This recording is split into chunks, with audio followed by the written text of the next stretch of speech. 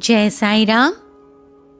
साई सच्चरित्र अध्याय नंबर 2 यानी कि दूसरा अध्याय।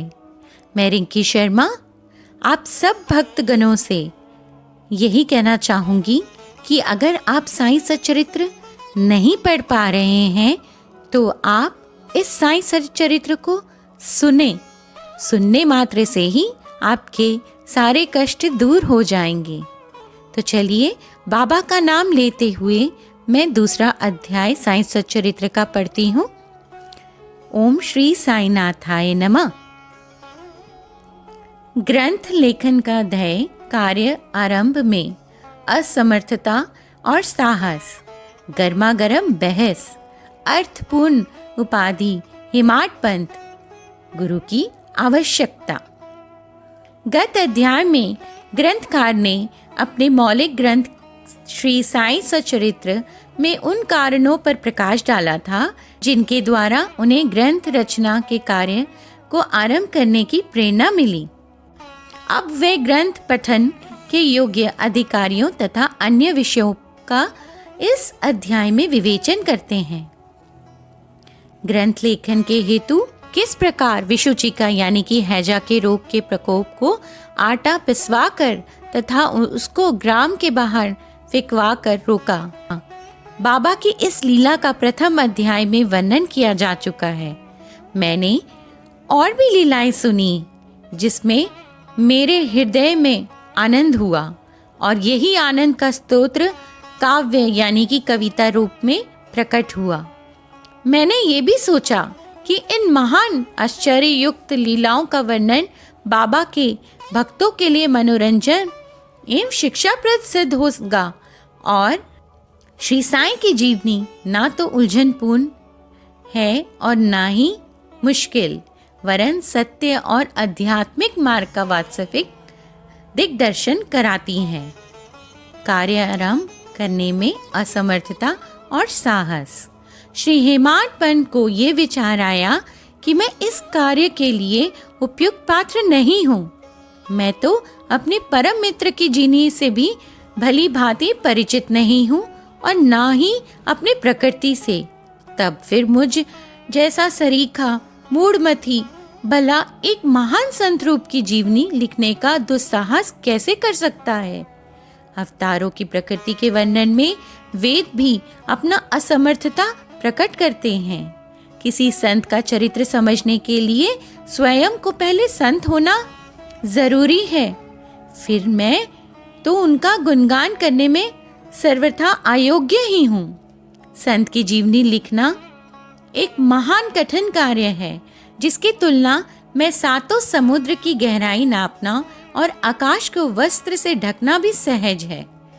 ये मुझ भली भांति ज्ञात था कि इस कार्य को आरंभ करने के लिए महान साहस की आवश्यकता है और कहीं ऐसा ना हो कि 4 लोगों के समक्ष हास्य का पात्र बनना पड़े। इसलिए श्री साईं बाबा की कृपा प्राप्त करने के लिए मैं ईश्वर से प्रार्थना करने लगा। महाराष्ट्र के संत श्री ज्ञानेश्वर महाराज के कथन है कि संत चरित्र की रचयिता से परमात्मा अति प्रसन्न होते हैं। तुलसीदास जी ने भी कहा है कि साधु चरित शुभ सरिस कपासु निरस विशद गुनामय फल जासु, जो सही दुख पर छिद्र दुरावा वंदनीय जेहि जग जस पावा। भक्तों को भी यही संतों की सेवा करने की इच्छा बनी रहती है। संतों की कार्य पूर्ण करा लेने की प्रणाली भी विचित्र ही है। यथार्थ प्रेरणा तो संत ही किया करते हैं, या कहिए कि कार्य पूर्ति के लिए एक यंत्र मात्र हैं। उदाहरण अर्थ शक 1700 में कवि महीपति को संत तरित लेखन की प्रेरणा हुई। संतों ने अतः प्रेरणा की और कार्य पूर्ण हो गया। इसी प्रकार शक 1800 में श्री दासगणों की सेवा स्वीकार हुई। महीपति ने 4 काव्य रचे, भक्ति विजय, संत विजय, भक्त लीलामृत और संत लीलामृत।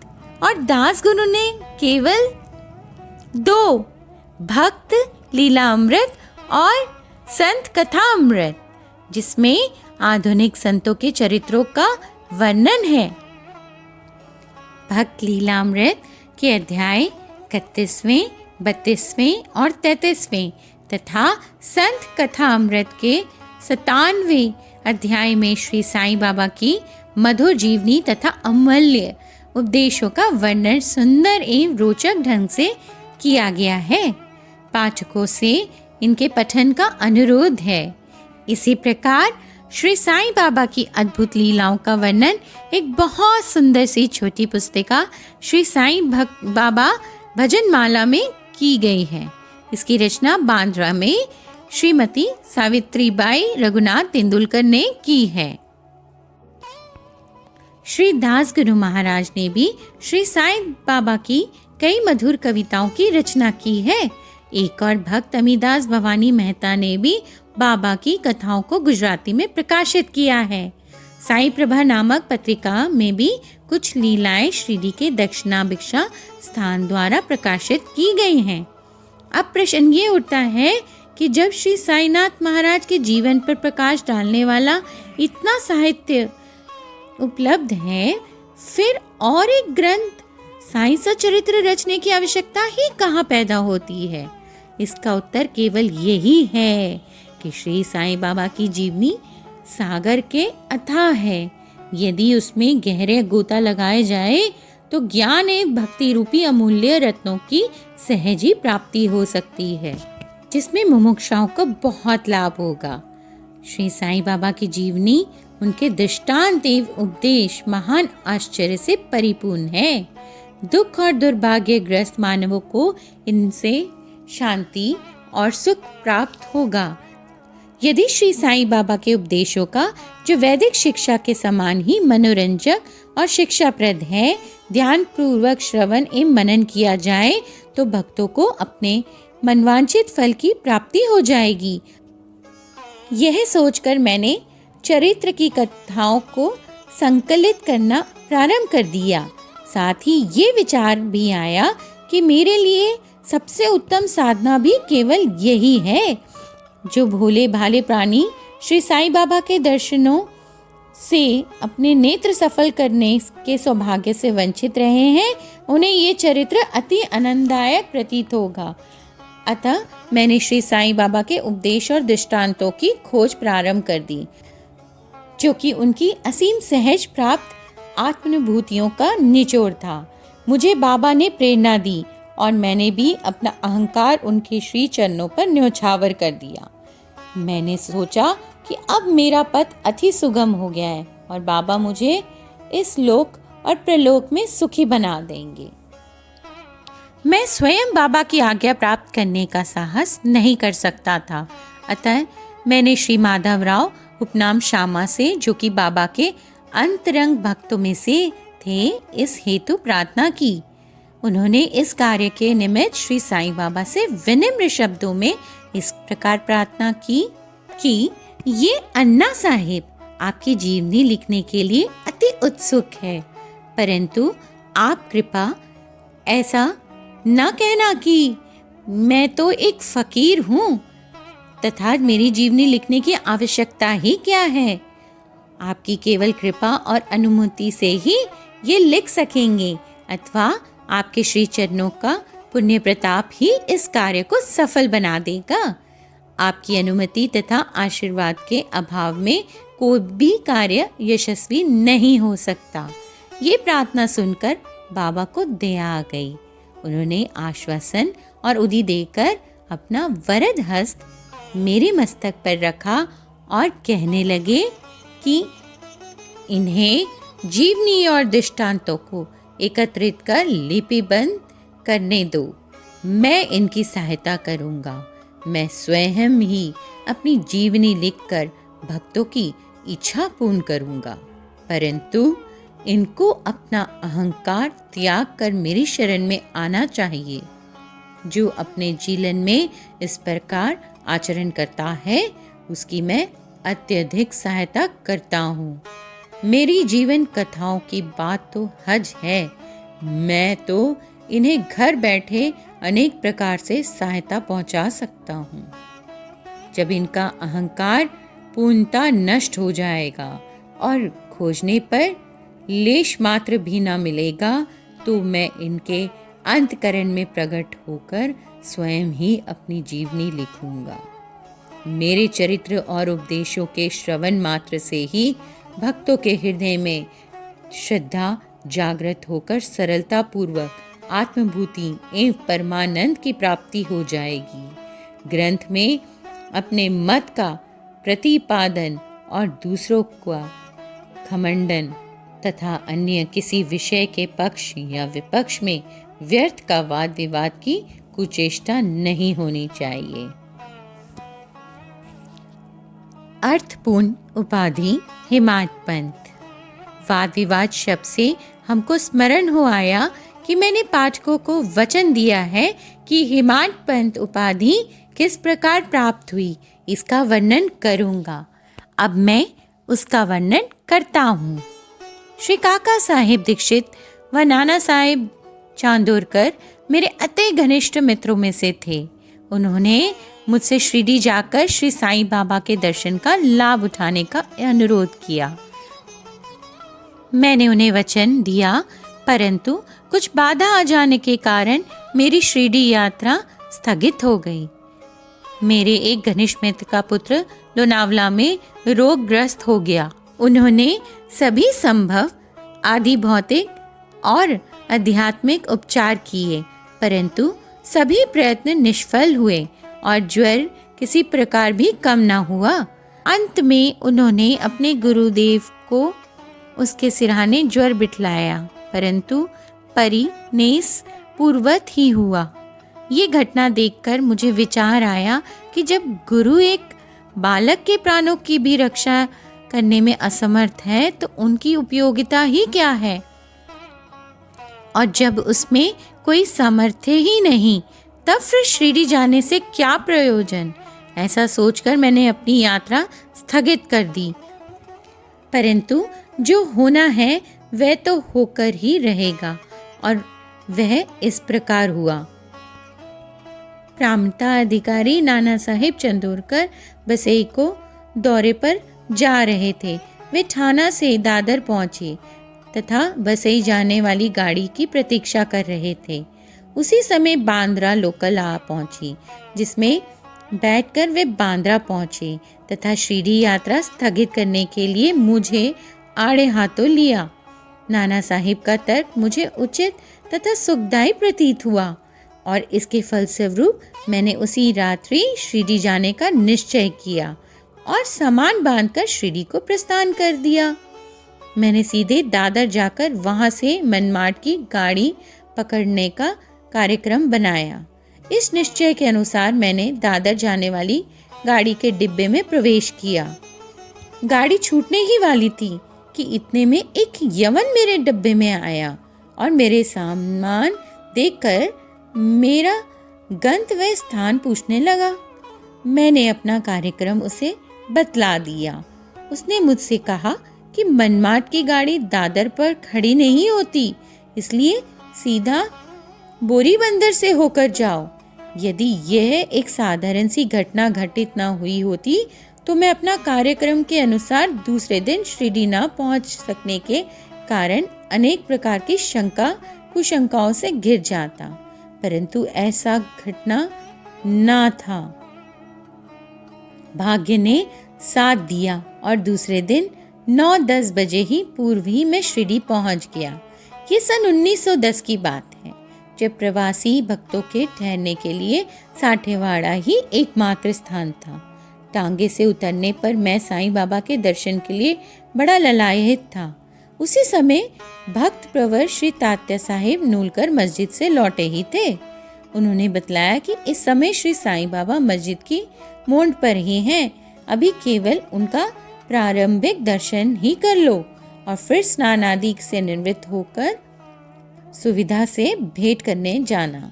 ये सुनते ही मैं दौड़कर गया और बाबा की चरण वंदना की। मेरी प्रसन्नता का पारावार न रहा। मुझे क्या नहीं मिल गया था, मेरा शरीर उल्लासित सा हो गया। शुद्धा और तृषा की शुद्धि जाती रही। जिस क्षण से उनके चरणों का स्पर्श प्राप्त हुआ, मेरा जीवन धन्य हो गया और मैं उनका सदैव के लिए ऋणी हो गया। उनका ये उपकार मैं कभी भूल ना सकूंगा।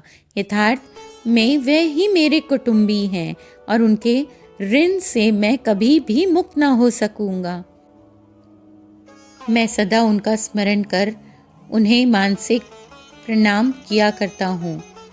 जैसा कि मेरा अनुभव में आया कि साईं के दर्शन में ही यही विशेषता है, वितार परिवर्तन तथा पिछले कर्मों का प्रभाव शीघ्र मंद पड़ने लगता है और शनै शनै अनासक्ति और सांसारिक भोगों से वैराग्य बढ़ जाता है। केवल गत जन्मों के अनेक शुभ संस्कार एकत्रित होने पर ही ऐसा दर्शन प्राप्त होना सुलभ हो सकता है। पाठकों, मैं आपसे शपथ पूर्वक कहता हूँ कि यदि आप श्री साईं बाबा को एक दृष्टि भर कर देख लेंगे तो आपका संपूर्ण विश्व ही साईमय दिखलाई पड़ेगा। गर्मागरम बहस। शिरडी पहुंचते ही प्रथम दिन ही बाला साहेब तथा मेरे बीच गुरु की आवश्यकता पर वाद विवाद छिड़ गया। मेरा मत था कि स्वतंत्रता त्याग कर पराधीन क्यों होना चाहिए तथा जब कर्म करना ही पड़ता है तब गुरु की आवश्यकता ही कहाँ पर रहती है। प्रत्येक को पूर्ण प्रयत्न कर स्वयं को आगे बढ़ाना चाहिए। गुरु शिष्य के लिए करता ही क्या है, वह तो सुख से निद्रा का आनंद लेता है। इस प्रकार मैंने स्वतंत्रता का पक्ष लिया और बाला साहिब ने प्रारब्ध का। उन्होंने कहा कि जो विधि लिखित है वह घटित होकर रहेगा। इसमें उचित कोटि के महापुरुष भी असफल हो गए हैं। कहावत है, मेरे मन कुछ और है, दाता के कुछ और। फिर परामर्श युक्त शब्दों में बोले, भाई साहब, ये निर्विद्रता छोड़ दो, ये अहंकार तुम्हारी कुछ भी सहायता ना कर सकेगा। इस प्रकार दोनों पक्षों के खंडन मंडन में लगभग 1 घंटा व्यतीत हो गया और सदैव की भांति कोई निष्कर्ष ना निकल सका। इसलिए तंग और विवश होकर विवाद स्थगित करना पड़ा। इसका परिणाम ये हुआ कि मेरी मानसिक शांति भंग हो गई तथा मुझे अनुभव हुआ कि जब तक घोर दैहिक बुद्धि और अहंकार ना हो तब तक विवाद संभव नहीं। वस्तुतः ये अहंकार ही विवाद की जड़ है। जब अन्य लोगों के साथ मैं मस्जिद गया तब बाबा ने काका साहिब को संबोधित कर प्रश्न किया कि साथे भाड़ा में क्या चल रहा है, किस विषय में विवाद था। फिर मेरी ओर दृष्टिपात कर बोले कि हेमाड पंत ने क्या कहा। ये शब्द सुनकर मुझे अधिक अचंभा हुआ। साठे भाड़ा और मस्जिद में पर्याप्त अंतर था। सर्वज्ञ या अंतर्यामी हुए बिना बाबा को विवाद का ज्ञान कैसे हो गया। मैं सोचने लगा कि बाबा हेमाड पंत के नाम से मुझे क्यों संबोधित कर रहे हैं। सोचने लगा कि बाबा हेमाड पंत के नाम से मुझे क्यों संबोधित करते हैं। ये शब्द तो हेमाद्री पंत का अपभ्रंश है। हेमाद्री पंत देवगिरी के यादव राजवंशी महाराजा महादेव और रामदेव के विख्यात मंत्री थे।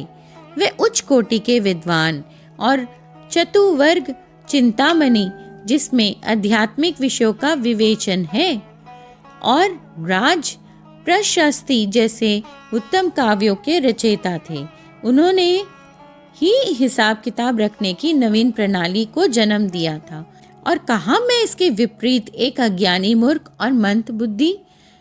अतः मेरी समझ में ये नहीं आ रहा कि मुझे इस विशेष उपाधि से विभूषित करने का क्या तात्पर्य है। गहन विचार करने पर मैं इस निष्कर्ष पर पहुंचा कि कहीं मेरे अहंकार को चूर्ण करने के लिए तो बाबा ने इस अस्त्र का प्रयोग तो नहीं किया है, ताकि मैं भविष्य में सदैव के लिए निर्भिमानी एवं विनम्र हो जाऊं। भविष्य पर दृष्टिपात करने से प्रतीत होता है कि बाबा के द्वारा हेमाड पंत की उपाधि से विभूषित करना कितना अर्थपूर्ण और भविष्य गोचर था। सर्वविदित है कि कल्याणतर में दाभोलकर ने श्री साईं बाबा संस्थान का बंद कितने सुचारू ढंग से किया था।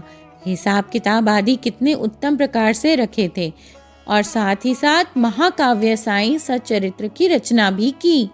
इस ग्रंथ में महत्वपूर्ण और आध्यात्मिक विषयों जैसे ज्ञान, भक्ति, वैराग्य, शरणागति व आत्म निवेदन आदि का समावेश है। गुरु की आवश्यकता। इस विषय में बाबा ने क्या उद्गार प्रकट किए हैं, इस पर हेमाड पंत द्वारा लिखे कोई लेख या स्मृति पत्र प्राप्त नहीं है, परंतु काका साहिब दीक्षित ने इस विषय पर अनेक लेख प्रकाशित किए हैं। बाबा से भेंट करने के दूसरे दिन हेमाड पंत और काका साहिब ने मस्जिद में जाकर गृह लौटने की अनुमति मांगी। बाबा ने स्वीकृति दे दी। किसी ने प्रश्न किया, बाबा कहाँ जाएं? उत्तर मिला, ऊपर जाओ। प्रश्न, मार्ग कैसा है? बाबा, अनेक पंथ हैं, यहाँ से भी एक मार्ग है, परंतु ये मार्ग दुर्गम है तथा सिंह और भेड़िए भी मिलते हैं। काका साहिब, यदि पथ प्रदर्शक भी साथ हो तो? बाबा, तब कोई कष्ट न होगा। मार्ग प्रदर्शक तुम्हारी सिंह और भेड़िए और खंदकों से रक्षा कर तुम्हें सीधे निर्दिष्ट स्थान पर पहुंचा देगा, परंतु उसके अभाव में जंगल में, मार्ग में भूलने या गड्ढे में गिर जाने की संभावना है। दाभोलकर भी उपयुक्त प्रसंग के अवसर पर वहां उपस्थित थे। उन्होंने सोचा कि जो कुछ साईं बाबा कह रहे हैं वे गुरु की आवश्यकता क्यों है। इस प्रश्न का उत्तर साईं लीला भाग 1 संख्या 5 व पृष्ठ 47 के अनुसार उन्होंने सदा के लिए मन में ये गांठ बांध ली कि अब कभी भी इस विषय पर वाद विवाद नहीं करेंगे कि स्वतंत्र या प्रतंत्र व्यक्ति आध्यात्मिक विषयों के लिए कैसा सिद्ध होगा। प्रत्युत इसके विपरीत यथार्थ में परमार्थ लाभ केवल गुरु के उद्देश्य में किया गया है, जिसमें लिखा है कि राम और कृष्ण महान अवतारी होते हुए भी आत्मानुभूति के लिए राम को अपने गुरु वशिष्ठ और कृष्ण को अपने गुरु सांदीपनी की शरण में जाना पड़ा था। इस मार्ग में उन्नति प्राप्त करने के लिए केवल श्रद्धा और धैर्य, यही 2 गुण सहायक हैं। बोलो श्री सद्गुरु साईनाथ महाराज की जय। अध्याय नंबर 2 समाप्त हुआ। जय साईं राम, जय साईं राम, जय साईं राम।